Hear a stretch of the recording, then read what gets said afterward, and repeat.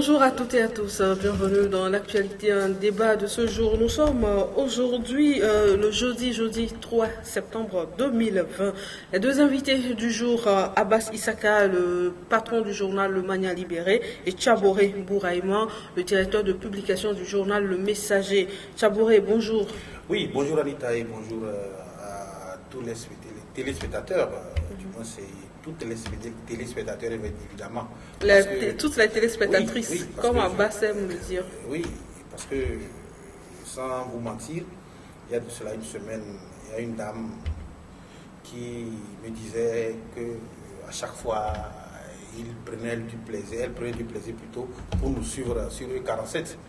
Donc ça fait une publicité pour vous. Oui, merci. C'est pour dire que je ne dois pas l'oublier. J'adresse un coucou particulier à cette dame qui nous lui adressons un coucou. Et en tout cas, moi, je lui adresse ce coucou. Mais il ne faut pas m'oublier au cas où il y aura eu une invitation. Non, l'invitation, elle est particulière, hein, elle est individuelle, et ça serait mon soeur, Anita. N'oublie pas notre partenariat. Abbas Issaka, Abbas, bonjour. Bonjour Anita. Et la rédaction du Mania Libéré. Bon, on rend grâce à Dieu. Ça. Alors aujourd'hui, nous parlerons d'abord civisme, après ce sera la sensibilisation sur le coronavirus et on va terminer avec la politique, notamment la rentrée parlementaire et également la sortie de Tiki Achadam. Civisme, Tchaboré, nous allons prendre un titre là qui est à votre une, refuser de recevoir une monnaie qui n'est ni fausse ni altérée est punissable par la loi. Pourquoi la pièce, elle n'est pas bonne ou bien le billet, c'est pas ça, je ne crois pas. C'est vrai, vous savez. C'est devenu la mode aujourd'hui. Oui, c'est devenu la mode aujourd'hui dans notre pays où lorsque vous allez vous acheter quelque chose, surtout lorsque il s'agit de la pièce, et vous donnez une pièce qui est limée. Surtout les pièces de 200 francs. De 200 francs limées, il y a la bonne dame, ou la commerçante que vous avez en face qui refuse de prendre, estimant que personne ne voudra recevoir cette pièce.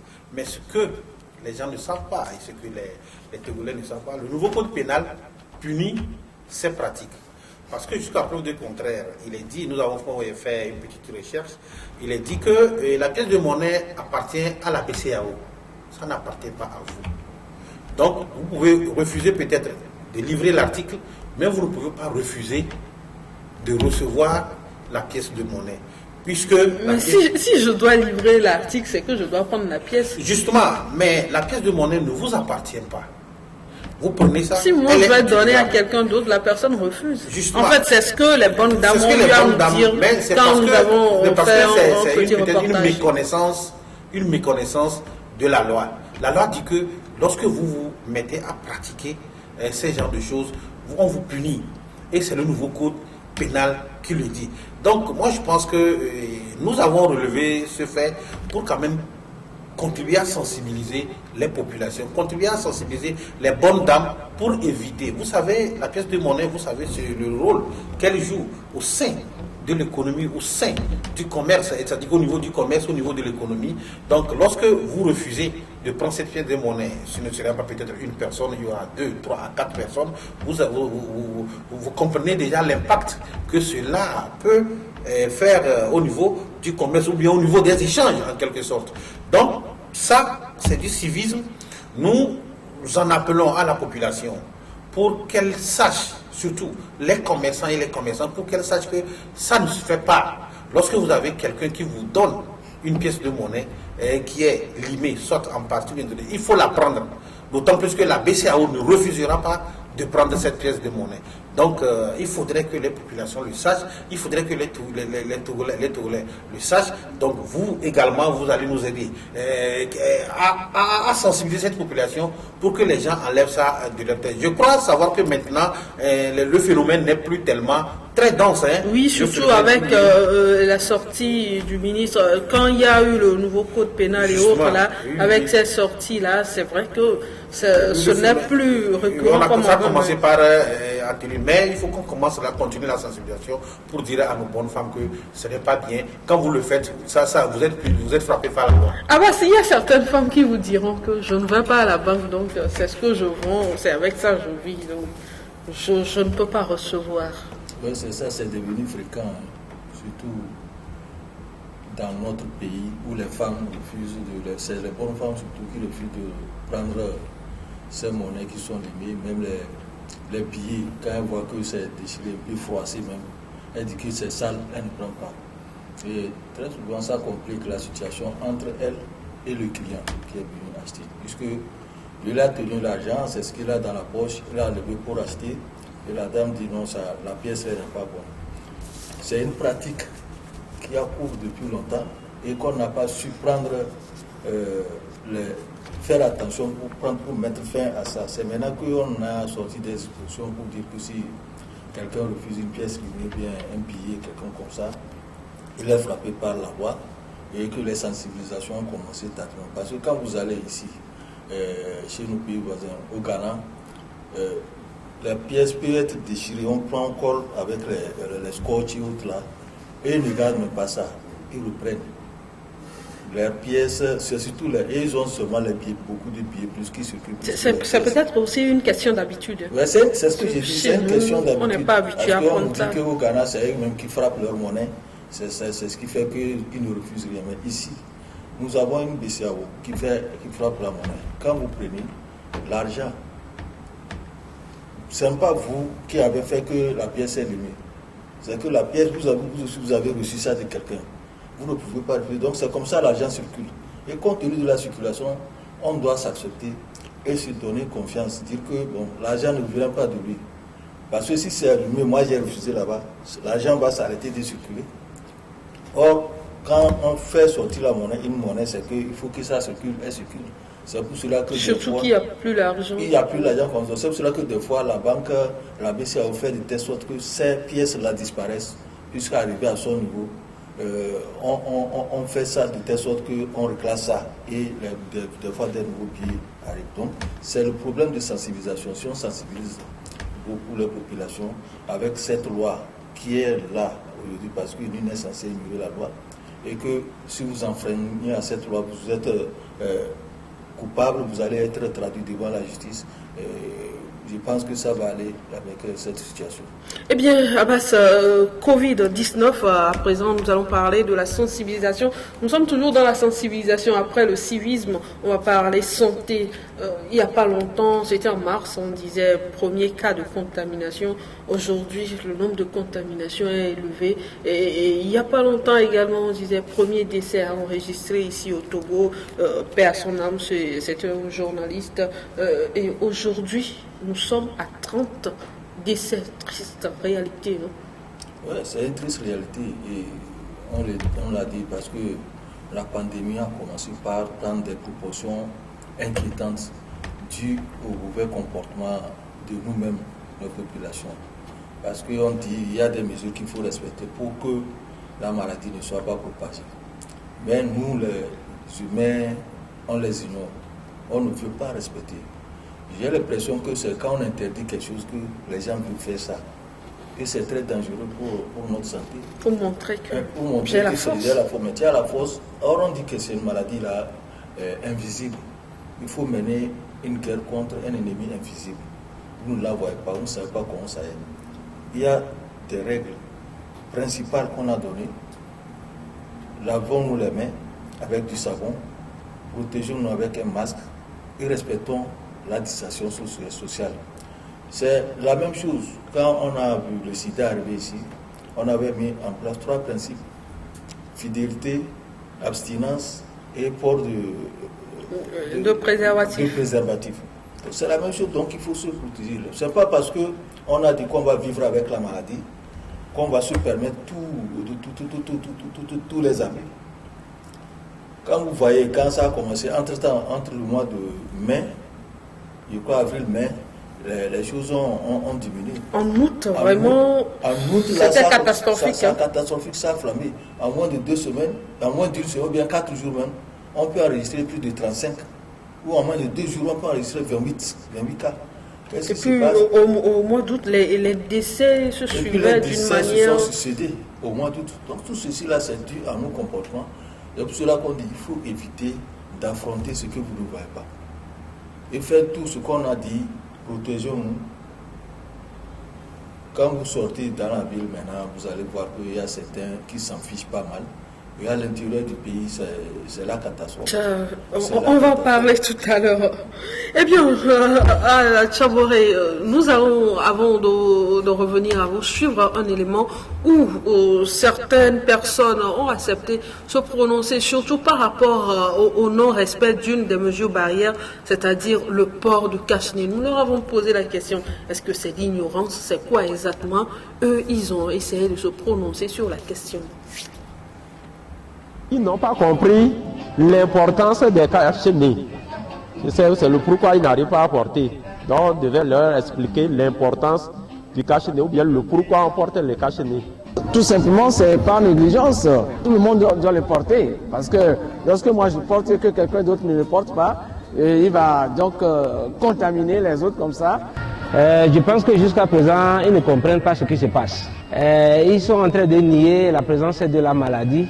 Parce que peut-être n'est pas encore arrivé à leur niveau. Mais ce que nous devons faire, c'est que nous devons continuer la sensibilisation pour que nous puissions tous comprendre, parce que c'est se protéger et protéger son prochain. Alors, Tchaboré, vous avez suivi, si d'autres personnes parlent du manque de sensibilisation, il y en a un qui dit quand même que c'est une négligence de la part de ceux-là qui refusent de porter les masques aujourd'hui. Oui, Anita, et quand vous faites un tour en ville, ça saute. Je ne peux pas dire qu'il n'y a pas la sensibilisation. Vous avez vu les moyens débloqués par le gouvernement togolais, associés avec nous les médias. On en a contribué énormément et on continue d'ailleurs par le faire. Ici sur ce plateau, il passe chaque mardi et jeudi. Donc le gouvernement a mis assez de moyens pour sensibiliser la population. On ne peut pas dire que le gouvernement n'a pas mis assez de moyens. C'est vrai qu'on aurait aimé que la sensibilisation passe à tout niveau. Mais il faut le dire, donnons à César ce qui est à César. Le gouvernement s'est tellement impliqué dans la sensibilisation pour que nous puissions lutter contre cette maladie. Mais je suis d'accord avec celui-là qui dit que c'est la négligence. Et effectivement, c'est la négligence. Le confrère Abbas Issaka l'a dit tout à l'heure. Je ne peux pas comprendre que jusqu'alors, les gens continuent par nier la présence de ce virus, alors que nous voyons, même si on peut dire qu'au Togo, on n'a pas encore commencé par nous montrer ce qui se passe lorsque les gens décèdent, ce qui se passe avec quelqu'un qui est atteint du COVID, de la Covid. Mais ailleurs, nous voyons ça sur les antennes, comment les gens meurent, comment on expose les gens. Est-ce que nous allons continuer par nous comporter? Ce qui avait été choquant, c'est le cas des États-Unis. Justement, est-ce que nous allons continuer par nous comporter de la sorte? Franchement, c'est de la négligence. C'est pas une maladie pour nous les Africains. Justement, c'est ça. Si vous regardez un peu et vous suivez l'évolution de cette maladie, vous avez vu que cette maladie est maintenant communautaire. Parce qu'elle a quitté les hommes riches, les hommes, si je peux m'exprimer ici, les hommes aisés, pour aller au niveau de nos communautés. Et lorsque la maladie qui se transmet de la manière dont nous la connaissons, elle s'installe au niveau de nos communautés, imaginez la catastrophe. Vous savez comment nous vivons au sein de nos communautés. On se frotte au jour le jour, matin, midi, soir. On mange ensemble. Il y a des comportements qu'on ne peut pas se mettre de côté. Donc ça veut dire que à partir du moment où la maladie est entrée au sein de nos communautés, nous allons subir. Et voilà ce qu'on nous dit. Prenons les dispositions pour respecter les mesures barrières. Mais les gens rechignent. Les gens refusent de respecter les mesures barrières mises en place par l'autorité. Moi, je ne comprends pas. Je ne comprends pas. On a subventionné les cache-nez qui étaient à 700 francs, 1000 francs, qui aujourd'hui, vous pouvez les trouver à 200 francs. Franchement, je ne comprends pas ce que les Togolais veulent. Qu'est-ce qu'il faut qu'on leur dise par rapport à cette maladie? Nous ne sommes pas nombreux. On n'est que 7 millions et quelques. On pouvait prendre les dispositions. Ça, c'est un atout. On pouvait prendre les dispositions pour arrêter, pour freiner la propagation de cette pandémie à travers nos comportements, à travers le respect des gestes barrières. Et en cela, toute personne, individuellement, doit quand même sensibiliser quelqu'un proche de lui, quelqu'un de sa famille, pour lui dire que c'est une maladie qui existe, C'est une maladie qui tue et que nous devons respecter les gestes barrières, respecter ce que les autorités sanitaires nous ont dit. Mais on ne peut pas comprendre qu'à ce jour où nous sommes en train de compter 30 morts dans notre pays, plus de 1000 et quelques cas confirmés, que les gens continuent par nier l'évidence. Le coronavirus est une maladie qui existe. Il faut que les gens le sachent.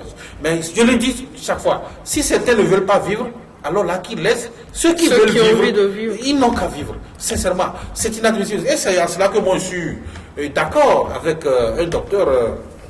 J'ai eu à animer une émission avec lui sur une radio de la place qui disait qu'ils sont en train d'envisager de passer à une autre étape. C'est-à-dire à une manière de sensibiliser la population. C'est-à-dire quoi? Et on va quand même laisser quelqu'un qui a atteint de la maladie et qui a eu la chance de s'en sortir, de témoigner. Et on va montrer également comment est-ce qu'on enterre quelqu'un qui est mort de la Covid, pour que les gens puissent voir la réalité des faits. Et moi, je pense il y avait quelqu'un qui avait guéri de la maladie, qui a témoigné sur la chaîne nationale. Mais il y a des gens qui sont aujourd'hui prêts à témoigner. L'autre fois, j'étais sur Radio Zéphir, il y a des gens qui ont envoyé le message à l'animateur pour dire qu'ils sont prêts à témoigner, justement parce qu'on évoquait les cas, on évoquait cette situation, le fait que les gens doivent quand même comprendre d'une manière ou d'une autre que la maladie existe. Donc moi je pense qu'il faudrait que le gouvernement passe à cette étape pour que les gens comprennent. Sinon ce n'est pas bien. Est-ce qu'on ne va pas choquer la population si voilà. on montre par exemple... Vous avez vu comment nous avons été tous choqués quand on a vu les images d'accident. Le médecin et le spécialiste qui étaient avec moi le jour-là sur le plateau le disaient que ce sont des images qui sont choquantes, mais qui sont nécessaires pour que les gens puissent comprendre. Parce qu'ils n'avaient pas le choix. À partir du moment où les gens continuent par nier l'existence de la maladie, qu'est-ce que vous voulez, Anita? Il faudrait qu'on montre aux gens que la maladie existe et voilà comment elle se déroule, voilà comment elle tue. Voilà comment mais il y a un autre aspect de la chose, c'est que ceux-là qui nient aujourd'hui l'existence de cette maladie, est-ce que tous ceux-là ont des postes à téléviseurs chez eux à la maison? Parce que quand vous quittez un peu Lomé, vous allez vers les coins reculés, ceux-là qui sont là, c'est vrai, même à Lomé, les gens sont là sans cache-nez, mais ceux qui sont cache-nez et autres là, quand vous leur dites il y a une maladie, laissez tomber. C'est quelle maladie? Ceux-là, est-ce qu'ils vont pouvoir voir l'image là? Ce n'est pas seulement ceux qui sont habitués à suivre les informations. Oui, c'est vrai. Je pense qu'il y a une maladie. Je pense qu'aujourd'hui, que dans chaque région, dans nos régions, il y a maintenant les radios qui sont installées, les médias qui sont installés. Le gouvernement peut passer par ces médias, même si ce n'est pas au niveau de la télévision, et faire en sorte de mettre un système en place de telle manière que les sensibilisations puissent continuer à l'intérieur du pays, dans les coins les plus reculés. Je pense que cette stratégie, elle peut donner quelque chose, un bon résultat. Sinon, franchement, à l'allure où vont les choses, on ne peut pas dire c'est inquiétant. Je l'avais dit ici. Vous vous rappelez, en interview, j'ai dit que nous allons au pire.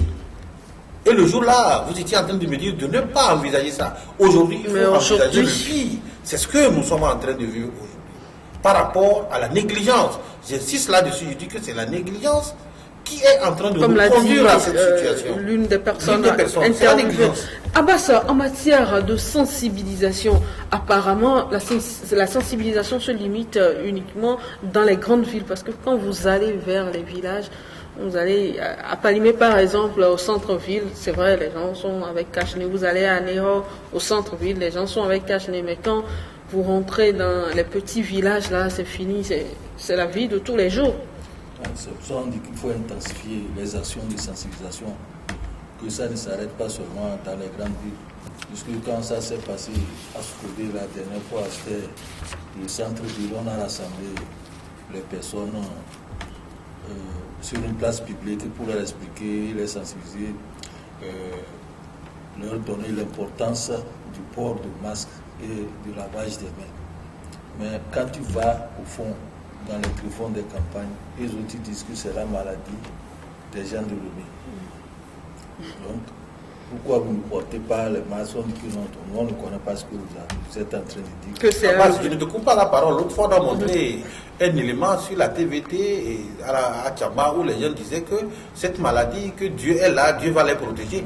Et l'intervenant disait quoi? Que même en Arabie Saoudite, où Dieu a installé même son cœur, mais il y en a. Il y en a. Comment est-ce que les gens peuvent estimer que la maladie, Dieu va les protéger? Merci pour l'apport. Abbas, continuez. Et puis le problème qui se passe, c'est dangereux ce qui se passe. Très dangereux. Quelle maladie on a vu ici qui a fait que toutes les activités sociales et religieuses sont arrêtées? Normalement, dans les pays, dans nos villes israéliennes, musulmanes aussi, il faudrait que ceux qui tiennent ce genre de propos-là puissent reconnaître que s'il n'y avait pas cette maladie, les gens devaient se rendre à la Mecque, les gens devaient voyager, les églises sont fermées, les mosquées sont fermées. Les vendredis, les gens ne vont plus aux mosquées. Jusqu'à ce jour, on a limité le nombre dans des mosquées, dans des églises. Quelle maladie, si les gens disent qu'ils ne croient pas? Depuis quand on a connu cette situation? Et on dit qu'on se réfère à Dieu, On dit, toi, Dieu t'aidera. Fais tout ce qu'on te demande. Et Dieu va éloigner ce mal de toi. Mais les gens ne comprennent pas. On remet tout, on fait de telle sorte que tout est de la banalité et on se permet tous les abus pour dire que Dieu est là, il va nous protéger. Dieu ne nous protège pas comme ça. C'est comme quelqu'un qui prend la route à vive allure et dit Dieu protège. Dieu me protège. Et puis il ne respecte rien. Il continue avec en brûlant les feux rouges, tout ça là, que Dieu me protège là. Mais tu vois, il va rencontrer quelqu'un. Dieu n'aime pas l'injustice quand même. Dieu n'aime pas l'injustice, donc faites tout. Mais la sensibilisation aussi doit être étendue. Je ne sais pas si c'est les moyens qui manquent aujourd'hui au gouvernement pour aller dans les téléphones des campagnes, pour expliquer aux gens. Normalement, ce rôle-là aussi devait revenir à nos députés, à nos élus. On en parlait tout à l'heure avec Tchaboré qui s'est posé la question, mais allez-y quand même. Les députés qui ont eu de longues vacances, ils viennent de reprendre, ils ont eu des vacances de 4 mois, je crois, et ils ont repris seulement hier. Quand ils ont pris leurs vacances là, qu'est-ce qu'ils ont fait durant ça? Parce que pour faire la campagne, pour mener leur campagne, pour être élus, ils sont allés dans les tréfonds là, ils sont allés dans ces villages là. Pourquoi aujourd'hui la situation sanitaire, la crise sanitaire est là? Ils ne peuvent pas aller dans les tréfonds de ces villages-là pour rencontrer leur population, ceux-là qui les ont élus, pour leur expliquer. Parce que ça ne doit pas s'arrêter seulement au gouvernement. L'État ne peut pas tout faire. C'est pour ça qu'il y a les représentants des populations. Et ces représentants des populations, on dit c'est eux qui sont plus proches de ces populations. Ceux-là peuvent aller expliquer, voilà, faites ceci, faites cela. Ou faire des dons de masques, de gel et autres à ces populations-là. Parce qu'on ne t'a pas élu seulement pour venir rester au Parlement et lever le doigt pour adopter un texte. Mais quand on t'élu, c'est pour que au moins tu sois l'œil de ta population et qu'il y a problème là, tu vas retourner pour leur expliquer que voilà, il faut faire attention à ce qui est là. Ça existe et la maladie existe. Ne dites pas que ça vient de l'homme seulement. Donc protégez-vous. S'il a des moyens, il va leur distribuer les masques de protection et les gens vont croire que on ne peut pas attendre que quand on t'a élu, tu attends 6 ans après pour retourner voir les gens et pour demander, solliciter leur voix. Aujourd'hui, la situation est très grave et que tout le monde doit s'impliquer, tout le monde doit s'y mettre. Sinon, on ne peut pas dire que on va arrêter même dans les régions. On prend Soukode, on prend Palémé, Atapamé, et on ne va pas dans les villages les plus profonds de Palémé pour leur expliquer que la maladie existe. Donc ça doit aussi relever des députés du Parlement, les députés là qui sont élus par ces populations. Et en plus, les gens, les maires, les conseillers dans leur localité pour améliorer. Eh bien, Tchaboré, par rapport aux documents, aux députés, dans votre parution du 26 août, vous avez cherché à savoir où sont passés les députés dans cette histoire de lutte contre la Covid-19. Pour la petite histoire, je vous dis qu'après ma parution, j'ai eu beaucoup de coups de fil qui, pour me féliciter de ce papier, de cet article, parce que franchement, Anita, moi je dis que moi je suis déçu de nos députés. par rapport à ce qui se passe. On a comme l'impression que les élus du peuple ont laissé toute la charge à l'exécutif dans cette histoire de lutte contre la Covid-19. On ne peut pas comprendre que durant 4 mois où vous êtes en vacances, on ne voit pas, ou bien on voit ne serait-ce quelques rares députés qui sont sur le terrain et qui apportent du soutien à leur population. C'est décevant. On ne leur dit pas d'aller mettre la main à la poche. Peut-être certains d'entre eux peuvent se dire qu'il n'y a pas les moyens financiers. Ce n'est pas là le problème. Le simple fait d'aller vers la population, leur dire un mot par rapport aux gestes barrières, par rapport au comportement qu'il faut adopter pour éviter que la maladie ne puisse arriver à leur niveau, c'est un pas. Peut-être que cette population-là, il n'y a pas d'antenne. Justement, non. Quand vous allez au moins leur dire qu'il y a une telle maladie, lavez-vous régulièrement les mains, portez les masques. C'est pourquoi je voudrais dire merci et félicitations également, rendre hommage à quelques-uns de ces députés qui se sont battus durant cette période. Il y en a. Il y a certains qui sont allés sur le terrain rencontrer la population. D'autres ont fait même des dons de forage, des dons de masques et autres. On a vu. Je ne vais pas citer les noms pour faire, pour faire des jaloux. Mais je dis que la majorité de ces députés, beaucoup, se sont retirés dans leur coin. On ne sait pas ce qu'ils sont en train de faire. Ils ont laissé la population. Peut-être qu'ils sont en train de limiter les déplacements. Mais ce n'est pas bien. Ils ont laissé. On ne refuse pas. Ils peuvent se protéger et aller à la rencontre de cette population. Leur donner le message qu'il faut. C'est ce que je dis. On ne leur dit pas de mettre la main à la poche. Non. On sait que c'est difficile pour tout le monde. Mais le simple fait d'aller vers ces populations, leur parler, ça fait déjà un plus. On ne peut pas attendre au moment des élections pour aller solliciter le suffrage de cette population, alors que la population est dans une situation qui permet, dont elle a besoin de vous, en quelque sorte, j'allais dire. La population a besoin de nos députés. Parce qu'on ne le souhaite pas. Si la maladie a 1, 2 ou 3 personnes décèdent, qui viendra voter ces députés? Qui viendra donner leur suffrage à ces députés? Je pense que moi, c'est une déception et je ne suis pas le seul. Lorsque beaucoup de Togolais, comme moi, sont déçus de nos députés qui n'ont pratiquement rien fait durant les 4 mois pour apporter leur soutien à l'exécutif. Je le dis ici haut parce que moi j'ai eu les coups de fil. Après que j'ai sorti cet article, beaucoup de gens se sont interrogés et même les gens ne voulaient pas se découvrir au sein même du comité scientifique. Les gens ont tapé le poing sur la table pour dire qu'ils n'étaient pas d'accord de ce comportement. Parce qu'on a comme l'impression qu'on a laissé tout sur la tête du chef de l'État et de quelques ministres qui se battent comme une poule qui est tombée dans l'eau et qui cherche à sortir. Ce n'est pas bien. Ce n'est pas bien. La Covid, c'est un problème de nous tous. Regarde la manière dont les médias se sont impliqués. Je ne nous félicite pas, mais je dis que nous avons fait un travail exceptionnel et nous continuons d'ailleurs pas le faire. Beaucoup d'ambassadeurs accrédités dans notre pays l'ont reconnu. Beaucoup d'institutions l'ont reconnu, le travail que les médias ont fait. Si les députés également s'impliquaient de cette manière, moi je pense que ça pouvait apporter un plus dans la lutte que nous sommes en train de mener contre cette maladie. Eh bien, hier, c'était avant-hier, la rentrée parlementaire. Est-ce que vous avez pu avoir la réponse à votre question, puisque le sujet a été touché dans le discours de la présidente de l'Assemblée nationale? Je suis fier que la présidente de l'Assemblée nationale ait touché le sujet. Mais j'aurais aimé peut-être qu'en amont, ou bien durant les 4 mois, qu'on voit, et la présidente de l'Assemblée nationale et beaucoup de nos députés poser des actes et faire des actions dans ce sens. Bon, il n'est jamais trop tard pour se corriger. La présidente a touché du doigt le problème. On attend voir qu'est-ce qu'il en sera. Il ne s'agit pas nécessairement d'aller essayer de voter des lois. Oui, on peut voter les lois pour pouvoir permettre au gouvernement, à l'exécutif, de faire son travail, mais également on peut mettre quand même du sien pour apporter un plus par rapport à la lutte que nous sommes en train de faire. On attend de voir. C'est vrai, les députés sont retournés, ils ont dit qu'ils ont sur les tables 23 projets de loi à voir également. Ils ont parlé également de cette maladie.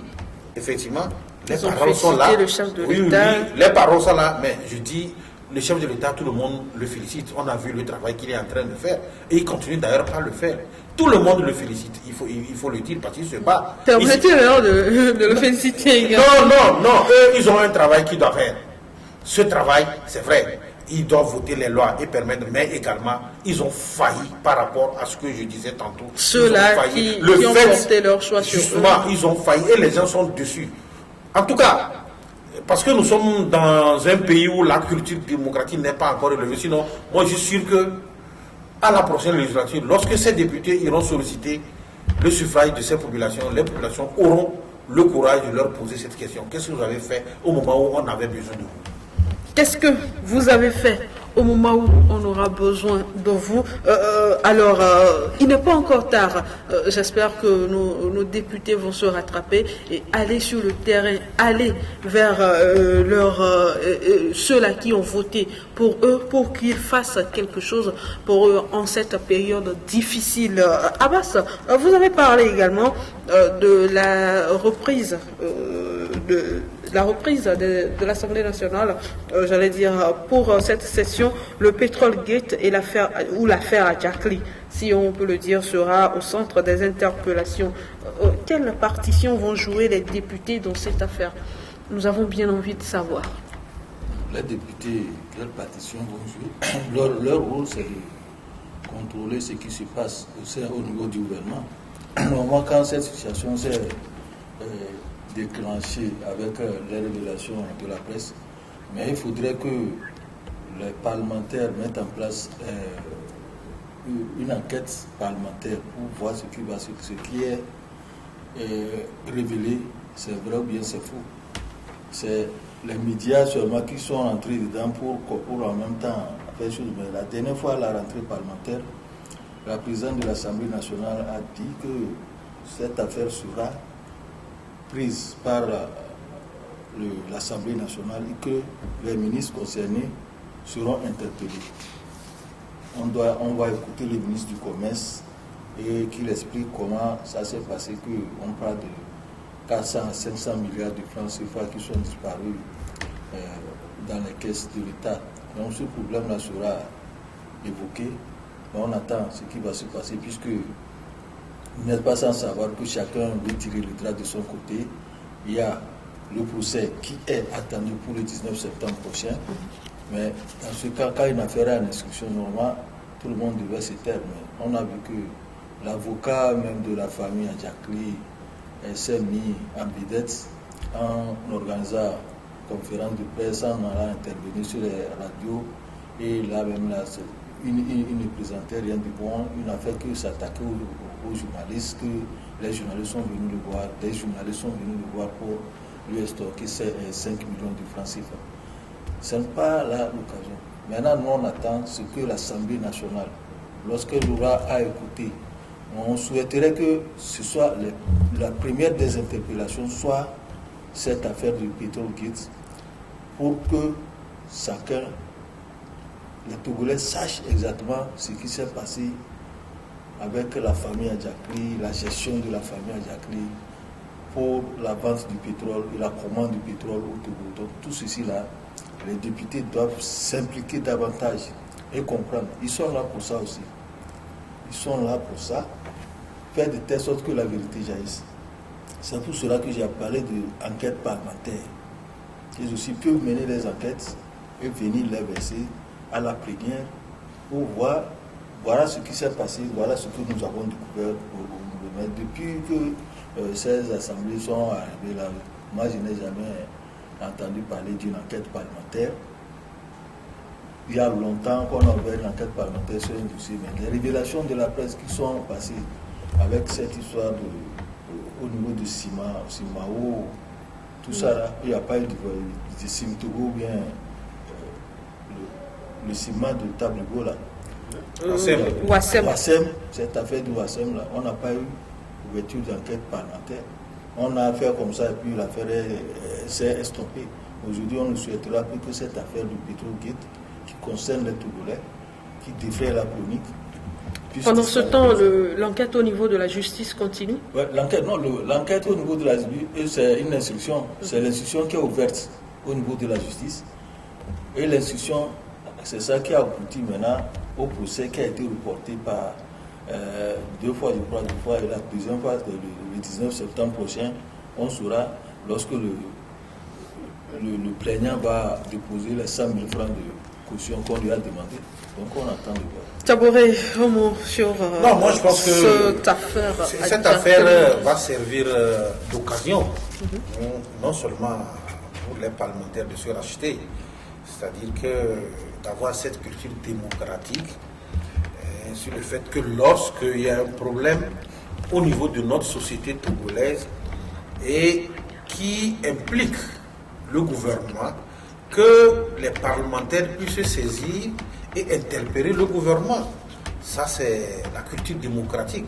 Ça, c'est une occasion pour que les parlementaires puissent se racheter.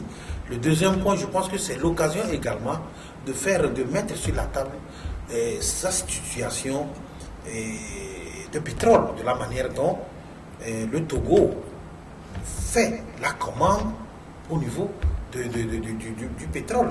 Ça, c'est l'occasion. Le gouvernement va saisir également cette occasion pour clarifier un certain nombre de choses par rapport à la commande. Parce que c'est depuis longtemps que cette histoire de commande pose problème dans notre pays.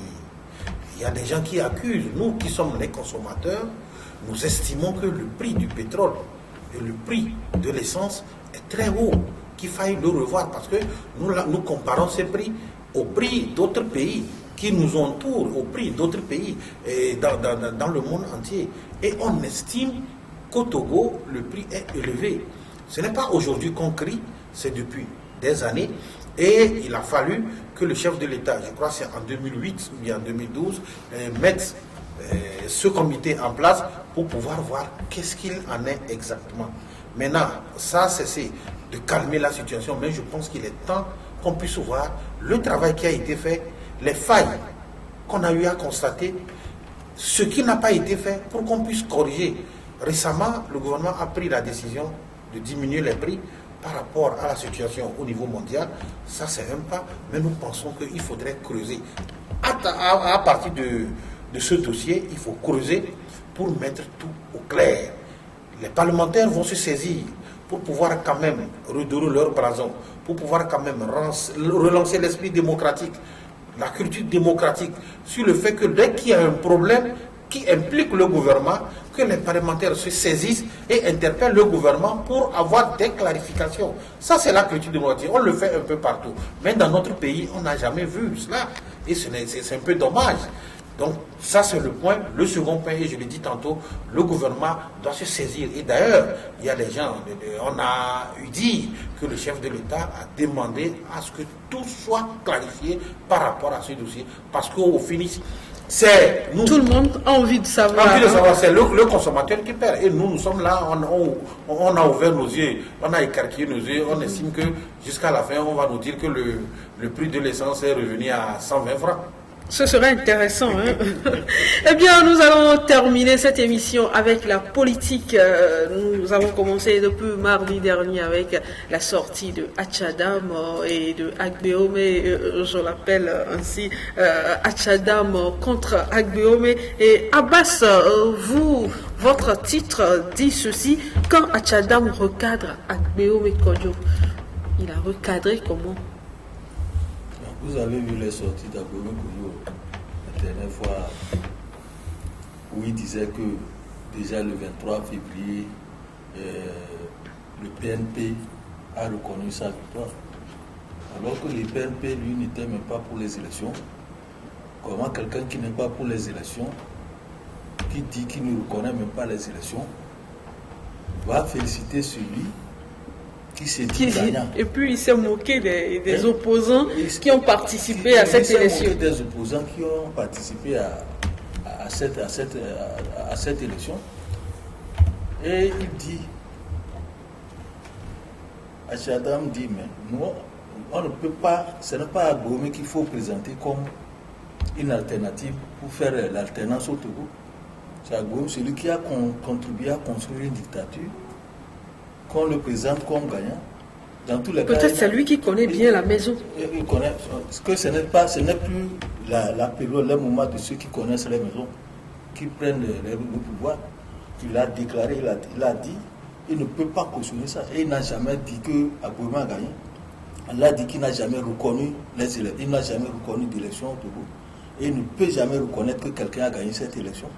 Donc si Aboumé peut se tarder, peut dire que le PNP a gagné les élections, le PNP l'a félicité d'avoir gagné les élections, il n'a qu'à se foutre, il n'a qu'à aller se faire voir ailleurs.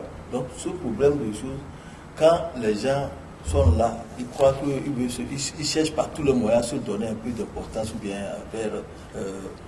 à faire croire que c'est eux qui sont sur la page. Donc c'est qu'ils oublient l'histoire du pays.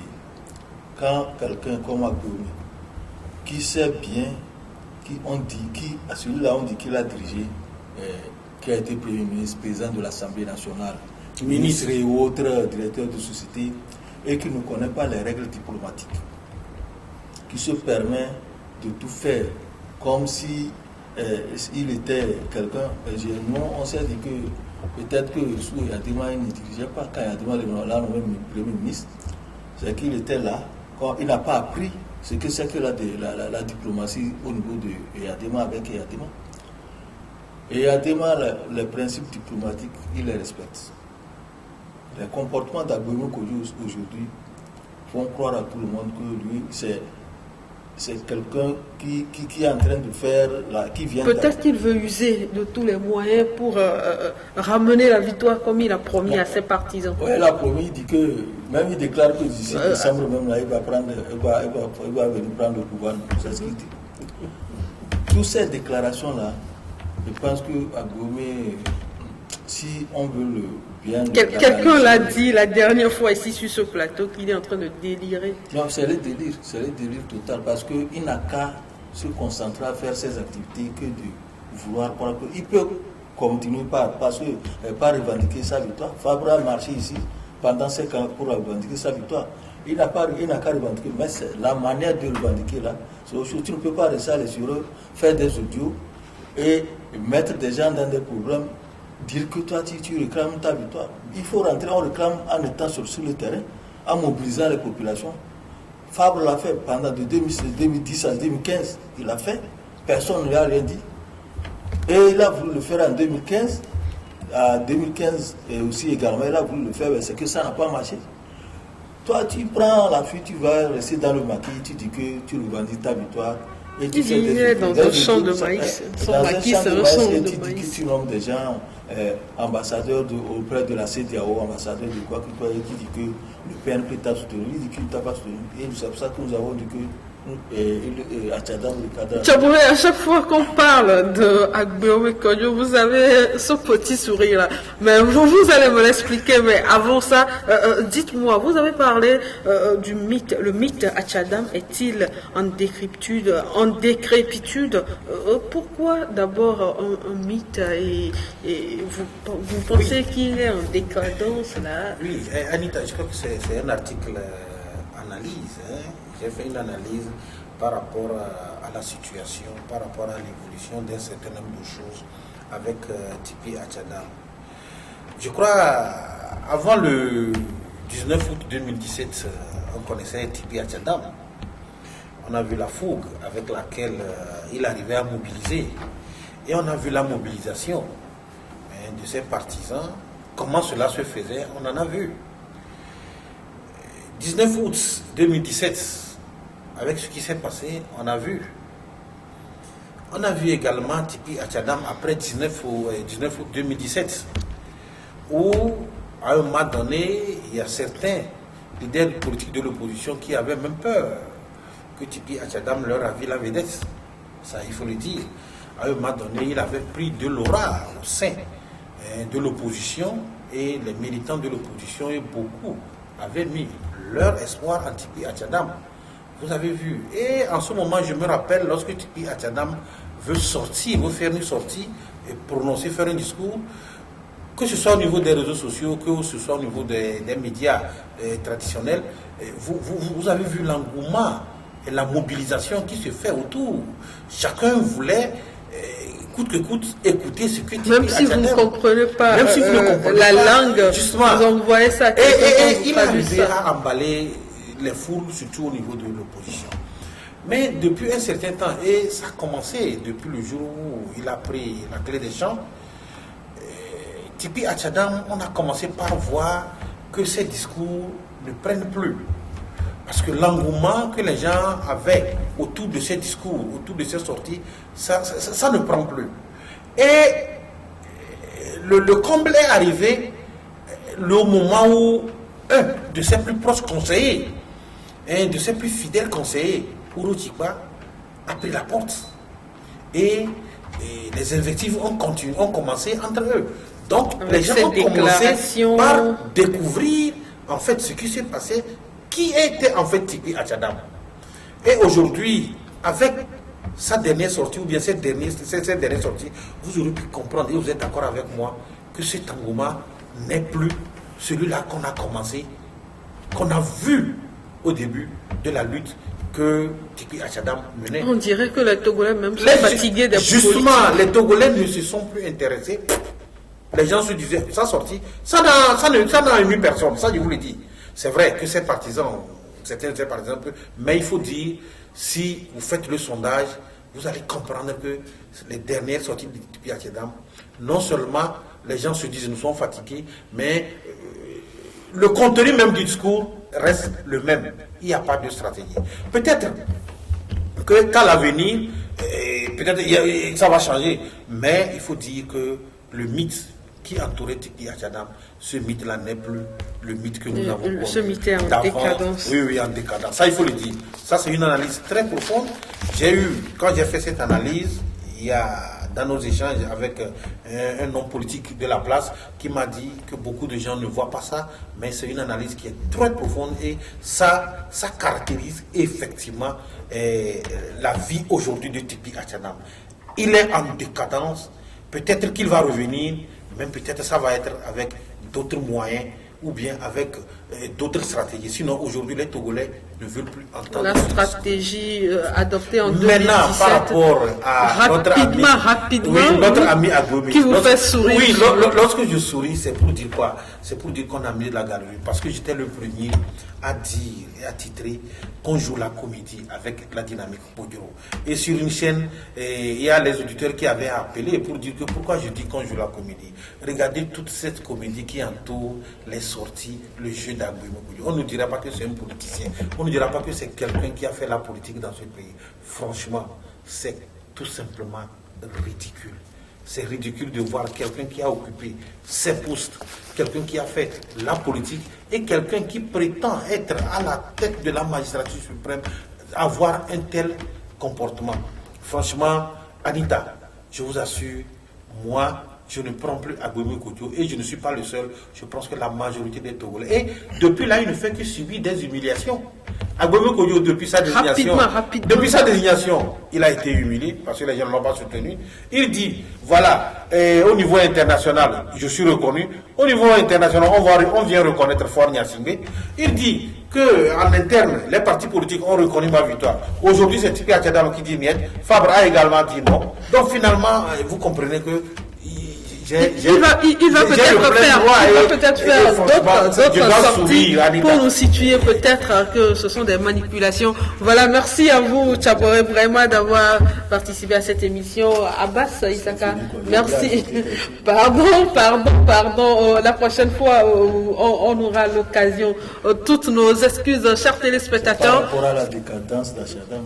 Mais on va revenir. On n'a plus de temps, c'est fini. Merci à vous, chers téléspectateurs, de nous avoir suivis. On se donne rendez-vous mardi prochain à partir de 10h. Au revoir.